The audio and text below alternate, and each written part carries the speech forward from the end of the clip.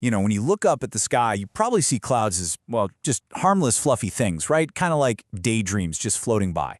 But the thing is, some of them are much more like nightmares. They're basically warnings carved right into the atmosphere, telling us that the air above our heads is about to, well, break. And this quote, man, I love it because it just nails it. We're not just talking about weather here. These are the actual physical signs that the atmosphere is being stretched to its absolute limit. It's like a warning shot, telling you it's ready to unleash some serious, incredible power. So that begs the question, right? Which clouds should really make you run for cover? Well, let's dive in and take a look at the world's most dangerous ones. All right, first up, we've got the real heavy hitters. I mean, these are the titans of the sky, the kind of clouds you'd see in a big-budget disaster movie. They are pure, raw atmospheric violence, and they're responsible for some of the most extreme weather you can possibly imagine on this planet. And here it is. Meet the supercell. Now, this is not your average run-of-the-mill thunderstorm. No way. This thing is a highly organized, rotating beast. It can literally sustain itself for hours on end, spawning the biggest hail you've ever seen, and of course, the most violent tornadoes. So, you're probably wondering, how on earth does a monster like this even get created? Well, it's actually a pretty fascinating three-step dance. First, you have something called wind shear. That's winds changing speed and direction at different heights. It gets the air spinning, almost like a giant invisible tube lying on its side. Then step 2.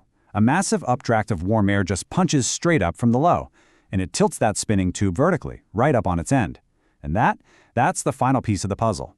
It creates this rotating core, a mesocyclone, which acts like a perpetual motion engine, just driving the storm's fury for hours and hours.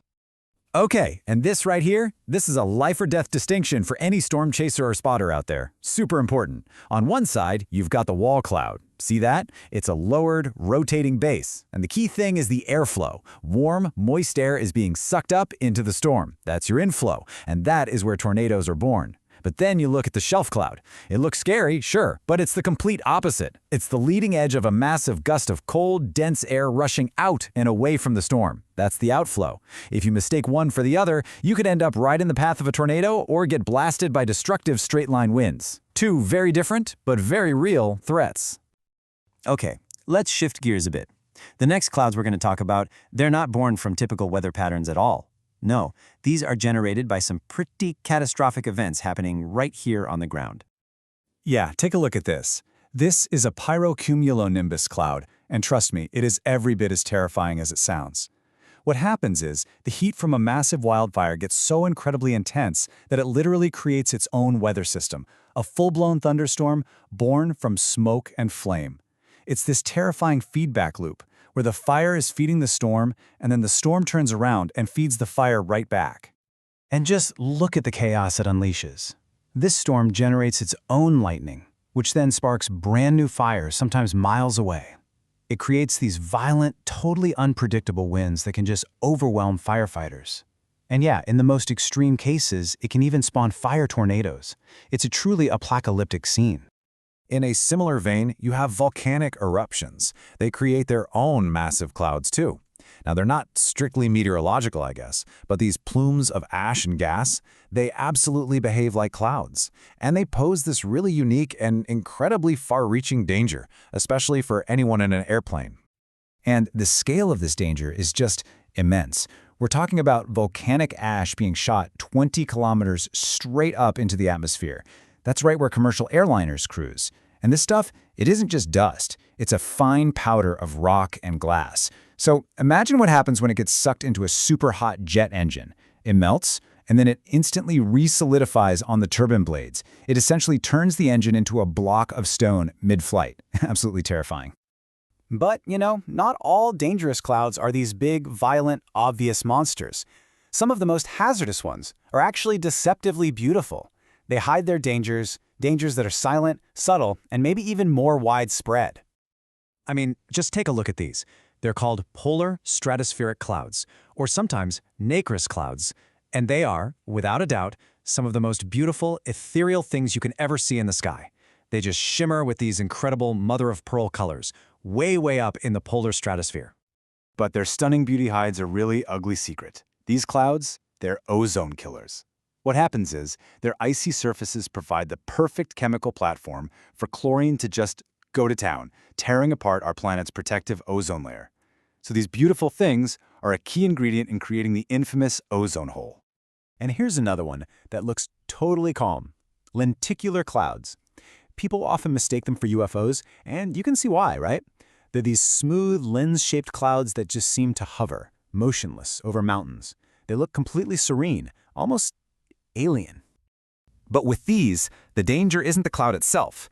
It's what you can't see. The cloud is basically just a signpost.